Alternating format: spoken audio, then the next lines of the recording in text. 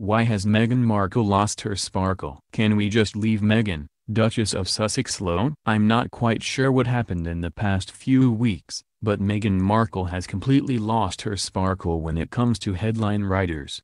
Her luminescent glow has well and truly been extinguished by haters. When Prince Harry and Meghan toured Australia, Fiji, Tonga and New Zealand in October, they were like rock stars, evangelical preachers even, bringing joy and positive messages to the thousands of people lined up to see them. They were happy, they were kind, they hugged and kissed children and old people. They held hands, they talked about love. They could do no wrong. Then they arrived home and Meghan could do no right. A torrent of negative stories emerged. She was demanding before her wedding, apparently throwing a hissy fit when she couldn't get the tiara she wanted, insisting St. George's Chapel be spritzed with perfume and unleashing Harry like a hound, shouting, "What Meghan wants, she gets." She was meant to have been rude to Catherine, Duchess of Cambridge, leading to stories of a growing feud and insinuations Harry and Prince William have fallen out and the couple has decided to leave Kensington Palace and move to Windsor in a huff. Piers Morgan has weighed in, retelling his showbiz story that social climber Meghan was a friend who once she met her prince ghosted him. It obviously still smarts. Meghan Markle is a self-obsessed professional actress who has landed the role of her life and is determined to milk it for all she's worth, he wrote this week. Say it like it is, Piers. It does seem a touch rude,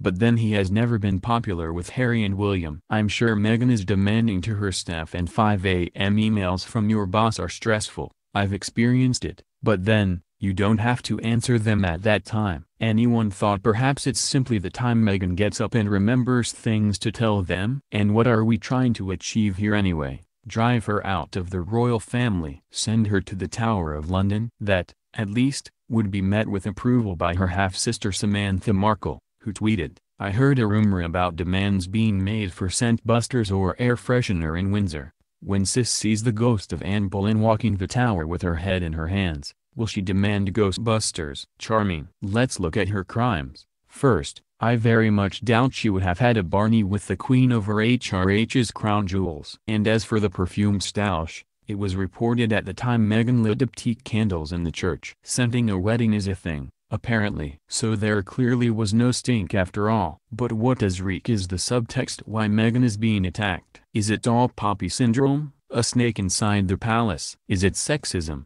with the outmoded notion of a catfight between two high-profile females? Maybe she's queen bitch, maybe she's Saint Meghan, maybe she's a bit of both. But beating up stories and openly attacking her, especially when she's months into her marriage, new role and pregnancy, seems to me to be royally unkind.